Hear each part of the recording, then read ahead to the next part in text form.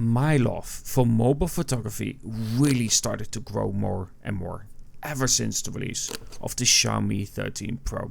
That Leica collaboration, the floating lens, it really felt different.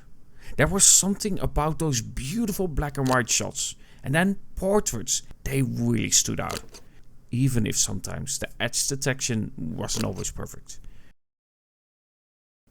And today, we have to discuss the Xiaomi 15 Ultra, and you would hope that that same passion, that spark, is still there. And yet, all I can really say is that it's complicated.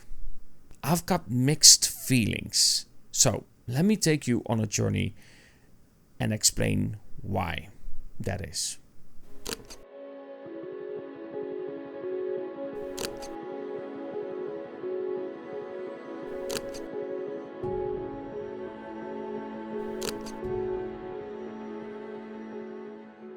You see, one of the reasons, the biggest reason actually, that I admire Xiaomi and what they do comes down to that Leica collaboration.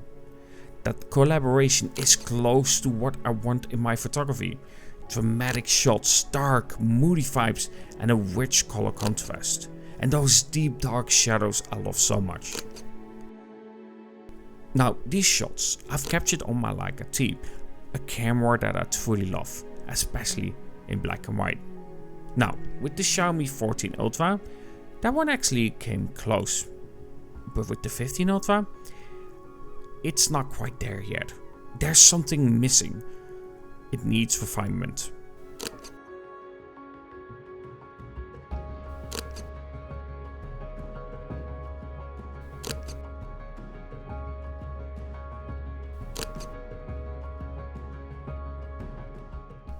Photography on the phone, any phone, can be done in two ways. You can either use auto mode, which I often do, especially in Authentic with Xiaomi, or go pro mode. And pro mode, well, this is where things open up. You get full control over ISO, the white balance, shutter speed, and you can dial in the contrast, play with temperature, tweak the cyan and magenta tones, saturation, or sharpness. But this is also where my frustration begins. Let's talk shutter speed. With a faster shutter speed, you freeze time, capture motion, like there wasn't even one to begin with. Slower shutter, more light enters the scene, and with that you can create, for instance, rolling shots, light trails, long exposures and more. And of course that beautiful effect you can create with water, where it looks like a liquid silk. So, why is shutter speed a problem on the Xiaomi 15 Ultra? Well, like stated, longer exposure means more light coming into the sensor. And to control that longer exposure, you need ways to block some of that light, like for instance, variable aperture. With my Xiaomi 14 Ultra, you had that option.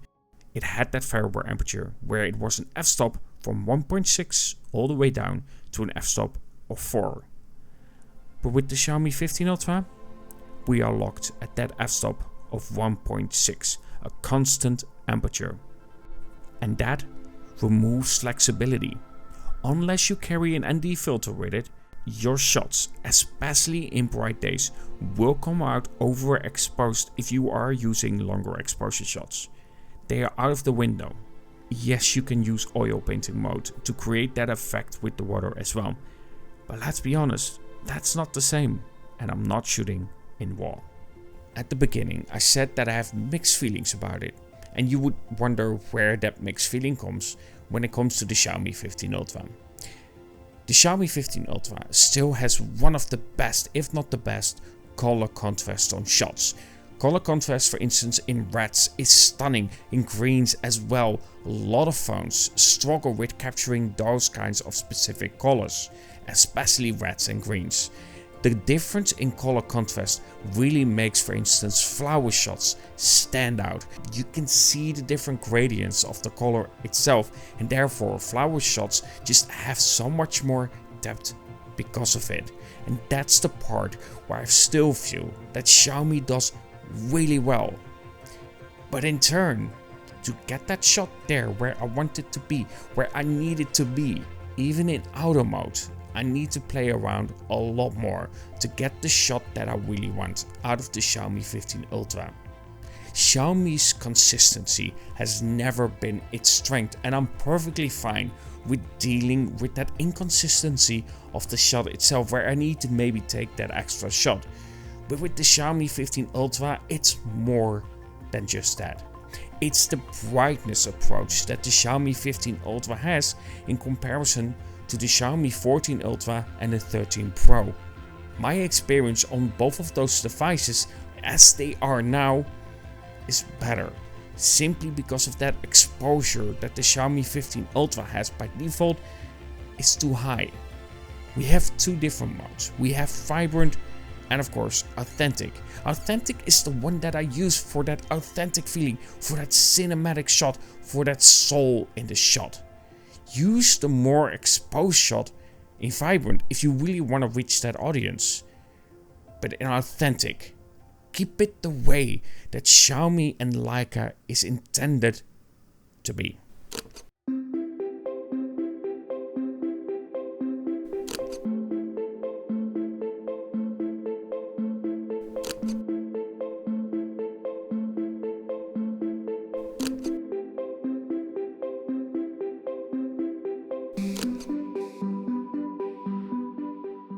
Now that said, it isn't all negative. There are moments when this Xiaomi Leica collaboration really shows what it can do. And when it does, results stand out. We're talking about beautiful flower shots, that rich contrast we always look for in Xiaomi photos. The experience of that signature Leica feel, it's still there. It's just more hidden, tucked away beneath layers of tuning that will need some refinement. But I believe with updates, it can really get there. It can recover some of that magic that made devices like the Xiaomi 13 Pro so good. And let's not forget that the Xiaomi 14 Ultra took time to get there. In fact, when it launched, when it comes to the camera itself, it launched at a worse state than the Xiaomi 15 Ultra. The Xiaomi 15 Ultra needs tweaks, but it's definitely far better off at the beginning compared to that 14 Ultra that I really like these days. And we cannot ignore the video capabilities here. The Xiaomi 15 Ultra brings something powerful to the table. 4K 60 frames per second in log format across all sensors. That's a big deal. It gives you that creative freedom in video, a canvas you can paint to your own look to tell a story in your way. So there is growth, there's potential. This Xiaomi 15 Ultra with time can become something truly special. But as always, I can only share the experience that I have now and not one that I hope to have later. At the end, the Xiaomi 15 Ultra is a phone with a lot of potential. That new sensor that is for the periscope itself has a lot of potential. We've seen what it is capable of, especially with a 1/1.4 inch sensor size. This is a camera that can do a lot, but it does miss out on some features like variable aperture. And of course, that exposure needs work, and skin tones as well, a problem that I've had ever since the 14 Ultra. The 13 Pro nailed it, but with the 14 Ultra and the 15 Ultra, it still is an issue. Either way, I do hope that you enjoyed my take on the Xiaomi 15 Ultra so far.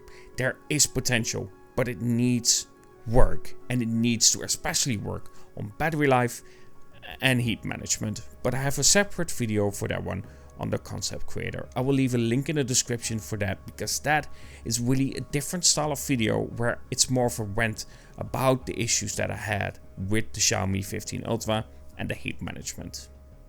Either way, I do hope that you enjoyed this video, and I really want to bring more of that storytelling to my videos, so I really hope that you enjoyed it. And of course, you liking, subscribing and sharing the video on any platform really helps out bringing this kind of video to life. Either way, before we leave, I really want to thank my members as well. I really appreciate your support. It really means the world to me, especially for a channel size like mine. It helps me create these videos.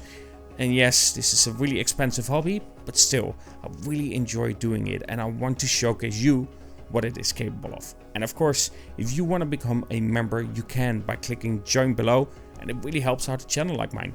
But of course, as always, you never have to. But for those members, raw files will be uploaded so you can check them out as well. And I sometimes will share some wallpapers as well that I've created with shots on the Xiaomi 15 Ultra and some others. Either way, I hope you enjoyed this video, and of course, talk to you guys in the next.